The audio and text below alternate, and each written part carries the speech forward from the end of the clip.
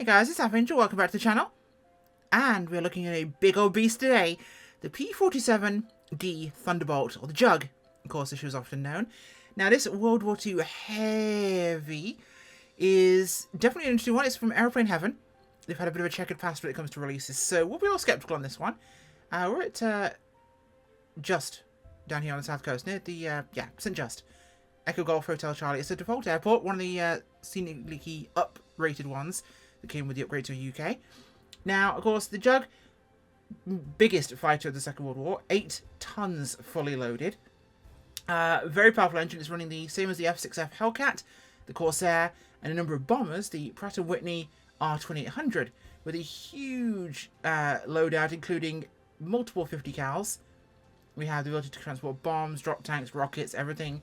It was a medium to long-range escort fighter and used by the RAF and the US Army Air Force as a ground attacker. That was its main big advantage in the ground attack role. This thing was a tank. It was a flying tank. They took a lot of punishment and they kept flying. They were really hard to bring down. Absolutely chunky monsters. In the best way. Now, of course, spec-wise, she's 40-foot wingspan. This is a huge aeroplane. Length is 36 feet and a height of... That cut 11.4 feet. I was going to say 114. There's a typo in the manual here. It says wingspan 40 foot, length 36 feet, height 114 feet. Well, we'll say 11 for that. Wing area is very big actually. Makes good low speed performance at 299.99 square feet. 27 meters squared for that wingspan. Big wings. So max speed is 370 knots. Maximum altitude 42,000 feet. At a range of just under 1,100 nautical miles. Of course, drop tanks would extend that. Powered by one 2800 engine, which is putting out 2,000 horsepower. She had 8 50 cals. 8 of them! And could carry up to 2,500 pounds of bombs. Just as a fun fact here, by the way, in case you were actually curious, let me just quickly check the specifications here on this one. Because this is really important for me to be able to know this one specifically. So 2 of these could carry the same bomb load as a B-17 on a long-range mission. At the same distance. So 2 of these could carry the same payload of bombs as a B-17 on a long-range mission. They could carry, of course, about 400,500 pounds on an 800-mile mission back there and back.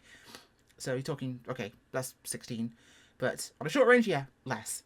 But the point stands. It's a hefty bomb load for a ground attacker. Anyway, moving on. So this is, of course, like I said, Aeroplane Heaven. It's about 33 pounds from their own thing. Note that the guns are firing here. That's an effect. It's on the water rudder toggle. The sounds are a little laggy. And sometimes they don't work. So it's water rudder toggle. I have it set for the other fighters. They commonly use this one for a lot of functions. We'll go outside here. And we'll take a look around, shall we? Well, textured and modelled. Lots of detail. I do like the extent they put into that. Quite a lot of photo texture use in this aircraft compared to some of their prior releases, which is very pretty. Very well done. Definitely got the visual acuity down with this aircraft. We have the options to use a World War II period pilot of their inclusion. Old Bob here, or Bill I think they call him. And you can also use your own choice of pilot. So if you have, for example, the Got Friends pack with the add-on higher quality World War II pilot, you can use those in this too. Fun fact. I do hope we get some RAF liveries for the Jug. We'll leave the camera here for the time being so we can see that when we switch it over. Let's go back inside here. Now, cool function is we have a rather themed period loadout manager. It's not a tablet. It's a very kind of almost, like I say, it feels period, very Fallouty almost, panel here, to remove the wing pylons, which strips those off there and leaves it as a fighter for more short range positions. Put those back as well. Now, gun sight options, we can go between the 2 that it was actually fitted with. There, with the backup iron sight / ground attack one. And a GPS here instead, which is quite a useful, nice little addition. I do like that. And we can cycle our pilot options. So we've got there, default and wartime. And here, if we go to this one, you'll see Angel sitting in the cockpit as my default chosen pilot figure. We'll put the World War II one back in. That feels weird otherwise. Make this go away. Of course, we've got station loadouts here. We can cycle through those. Different size drop tanks. We've got bomb loads. The big saddle one there. Size that fuel tank. That is a monster drop tank. That's like just a car's gas tank they just stuck on there. This thing's a truck, isn't it? Look at that. It's crazy. So we can carry lots of ordnance there. We'll take these off for the test flight. We'll just run her naked. Just keep things simple. Okay, right, so intercoolers, water coolers, everything else there. Everything is where it should be. Another fun thing, click here to turn the oxygen blinker into a radio. So you have that functionality, which is quite useful. We'll leave it off for ourselves right now. So we're going to go through the manual, by the way, included. It has actually selection tabs, so you can go through various menus to go to the various parts you need, which is fantastically well organised. So we're going to go through, get everything is sorted here. So now our first step, of course, is the parking brake needs to be on, which is behind our stick here. There. Okay. Now battery will need to go on, and the battery's on the panel here, so battery's there. Make sure that's on. And now we need to go to the fuse panel, the bottom left of the alternator. We'll do this now just so we don't forget later on. And that should be looking for where that control is now. I remember where it was a second ago. It's near one of these things. We could always just look at the manual and be sensible people, but I'm not going to be sensible. Sensible requires work. Is it down here? It's down here. There we go. Pitot heat and oil dilution as well. Make sure that's set to on. Now, we've got our external fuel tank selector. That's our external tanks. Here are our internals. So we'll make sure this is set to main tank. Which is, fun enough, what the next step of starting was. So we're now looking for our... Where is it? It's on one of these ones here. I'm using the actual manual in the book here to look at this one. It's down this one. Fuel booster pump to on. And magnetos to both, which is up here. To both. Now, mixture to auto rich, we'll do on here.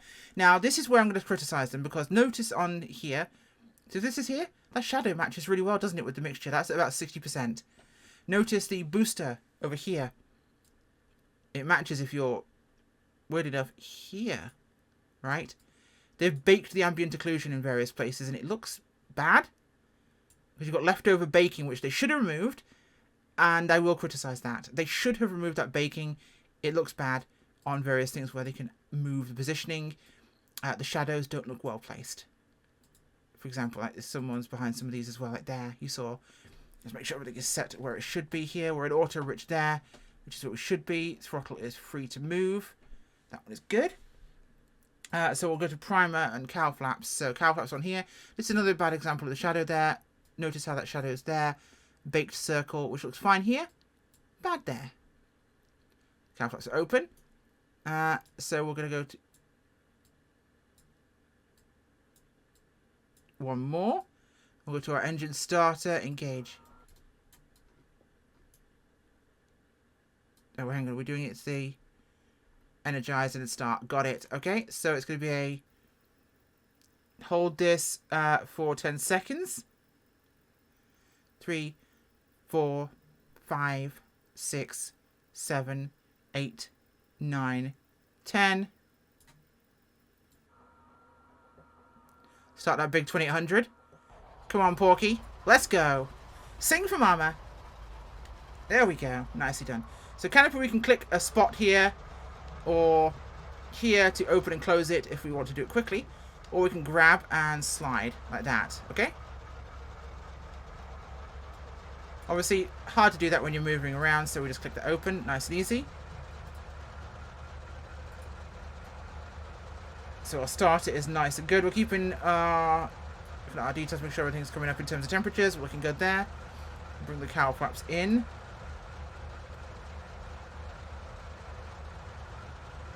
Open intercooler shutters next. Those are going to be down here.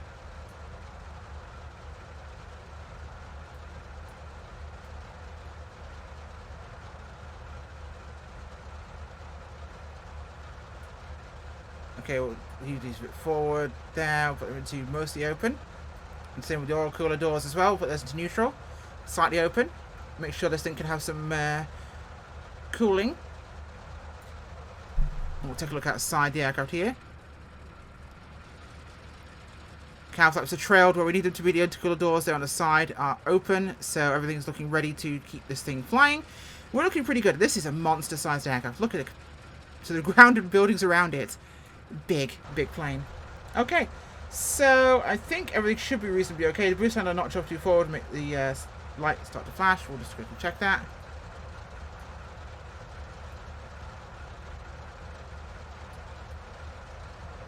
Turbine overspeed, we'll pull that back. Okay. Pass throttle lever when it's full, we'll stop the flight flashing. Beyond all the time, don't do that. We don't want to do that. That's an emergency power. So we'll leave that where it is. Right, let's get ourselves moving. Let's get ourselves taxied out and get this thing taken for a test ride, shall we? Let's turn on my head tracking here. This way it's in neutral position and operational for us. Lights are off around my office, so I can do this easily and have it behave itself. Excellent, we're good to go. So, parking brake release is going down here. She's a big aircraft, so taxiing is hard. Tail wheel's very useful for us, so we'll use that. Big nose. Massive schnoz on this aircraft. And there is no way out of this taxiway that way, so we'll circle back this way. The sounds are decent, I quite like them. There's some conditions I don't like in terms of how the... there was no real wind noise when you're airborne with the canopy open, and I think they could be slightly better. They're a little rattly, but they're okay. I just don't think there's a lot of range to the sounds. There could be more range. It's not quite as rich as they could be. They're generally okay at more idle powers, but higher, they tend to be kind of flatter. And the R2800s sing. There we go. Well, here's our runway, so we're going to give it notch or two of flaps there.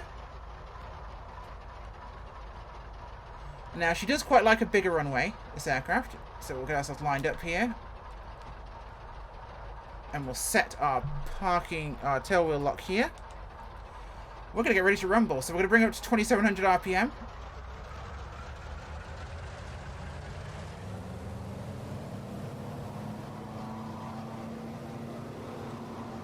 Dab a brake to straighten her up here because we're drifting to the side of the runway.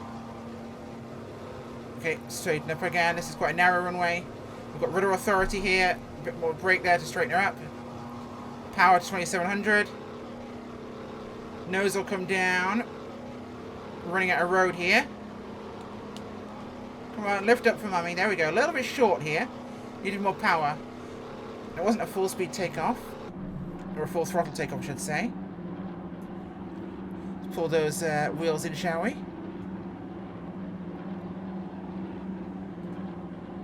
Flaps to clean. Third person sounds are rather good. I don't like them in first person. That's the thing. Out here, this is glorious. Listen to that.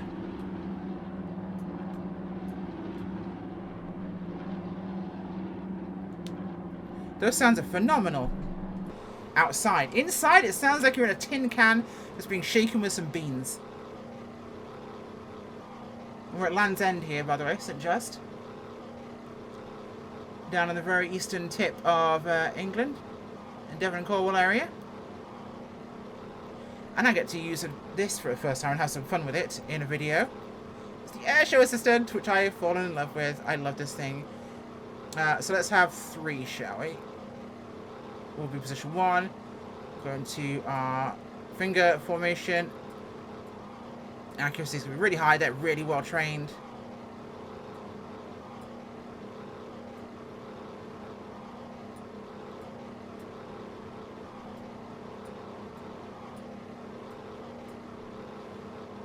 Okay.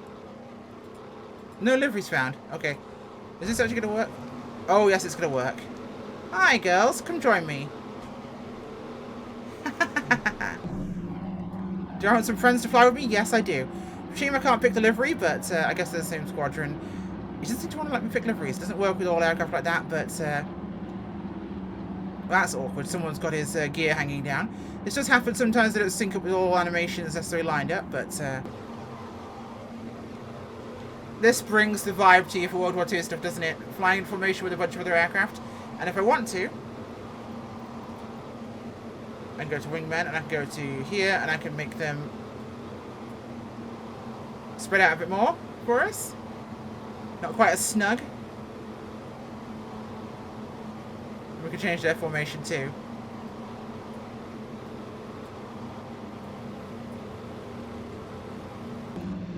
And they'll all maneuver here. Come on, boys, diamond formation. Look at that. Love it.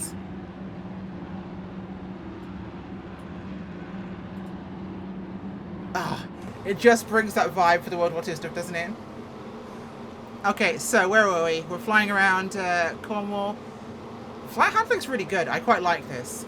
She's definitely got the behaviour. She feels heavy. She feels chunky. Now, the guns, you can't hear squat over the engines. You'd hear these firing inside the aircraft in real life. So they probably need to have that sound more balanced highly in the cockpit compared to the engine sound. It's not the end of the world. It's just not very good. It's a gimmick, sure, but it's not much. I've actually lost sight of where the airfield is. Oh dear. I know she's around here somewhere. Not sure where somewhere is.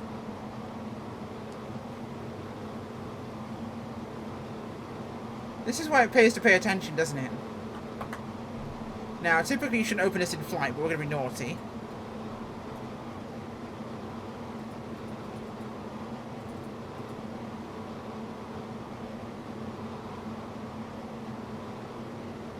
Oh, you're some use with this version of GPS. Never mind. Oh, we'll find her the old school way.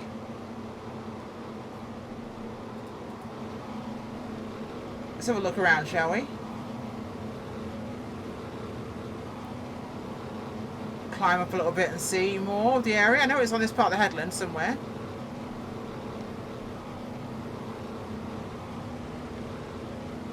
The noise of 4 of these things in a row is quite spectacular. God, this is just violence in the air.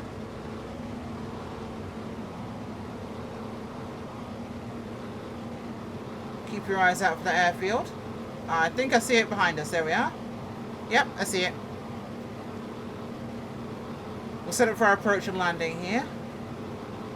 Yeah, there's the windmill.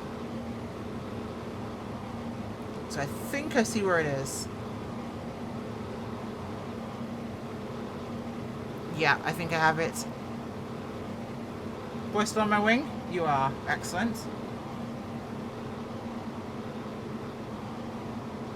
Should be off at 1 o'clock now, I think. Again, could be wrong. I will open the flight sim map if I don't see it this time by.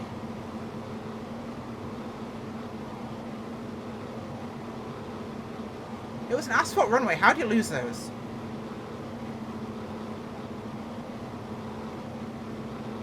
Forget the Bermuda Triangle, you need the Cornwall Triangle. This place is worse than anything.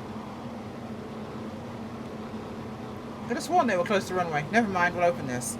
Watch me right on top of the damn thing and can't see anything. Useless, I swear. Oh, it's right behind us.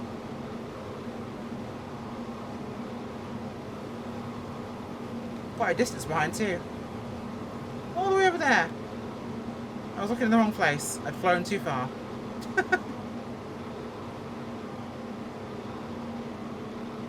Bring ourselves on heading and then we'll just spot it the normal way.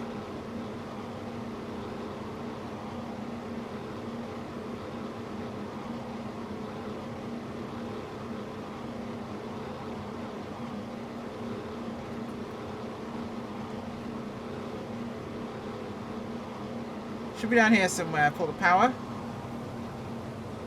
Where are you? Oh, right there. Off our nose. We'll do a typical brake pattern then.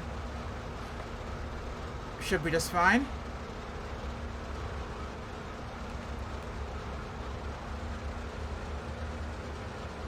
You guys ready for this? I want to see how these guys land.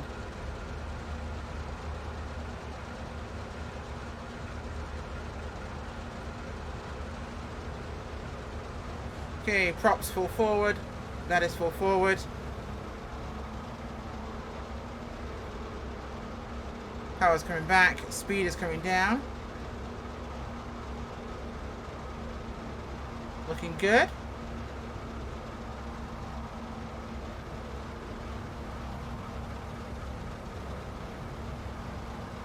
Okay. Gear down. Flaps to 3, 4.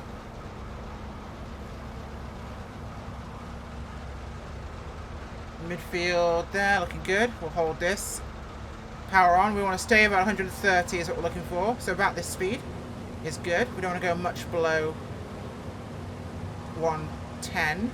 Under 100 she gets a bit squirrely. Drop some of these barn doors in a bit more. We'll start to roll in for final.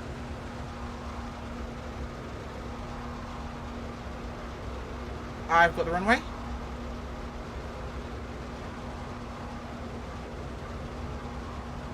Got the runway. Got the land dropping down towards it. The nose was slowing down here.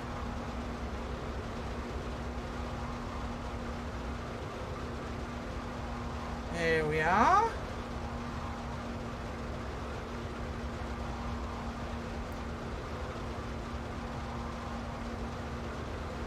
A little fast, we'll drop that power.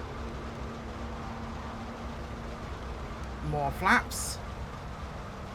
Now we want to get the speed down here and then come in for a 3-pointer. So let's burn some of this off a little bit. A little slow here, but that's okay. Come on, girl. Nice and gentle. Come on. Let's do this. Kick around. Hold it, hold it, hold it, hold it, hold it. Ah. Oh, Nelly. Whoa, Nelly. Little bouncier than I'd like. Brakes applied. Flaps coming up. She's a heavy piglet. We were a little fast there. Whew. And now if we've done this properly, we've got our friends on the grass over there who are all turning around to taxi and join us.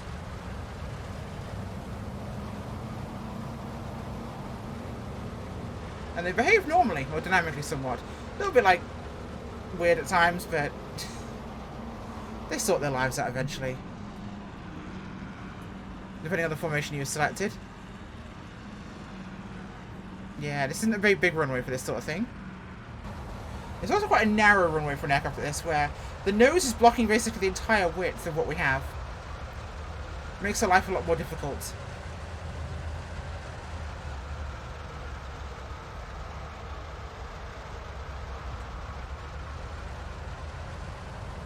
Okay, we're good here.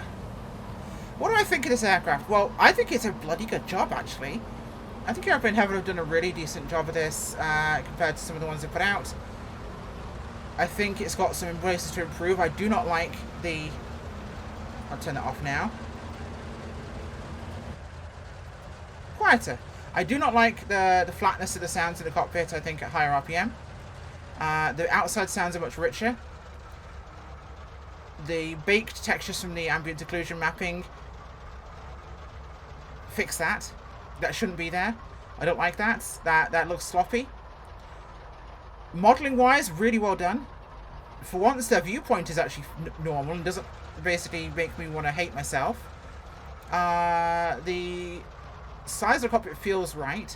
The plane feels huge. The flight model feels excellent. A jolly good job, actually. For a P-47, really, really like this. Right, let's bring her in here and cut that. That ourselves taxi to here, mags off. And then we'll let ourselves slow down and pop the parking brake on. So for the price, quite expensive, but a decent actual aircraft. And I think one of the best, if not the best, to come out from Aeroplane Heaven yet. So, I look forward to seeing what else they're going to do. If this is the standard going forwards, like I say, sounds higher end, could be improved inside the cockpit. Ambient occlusion, fix it. Overall, not terrible.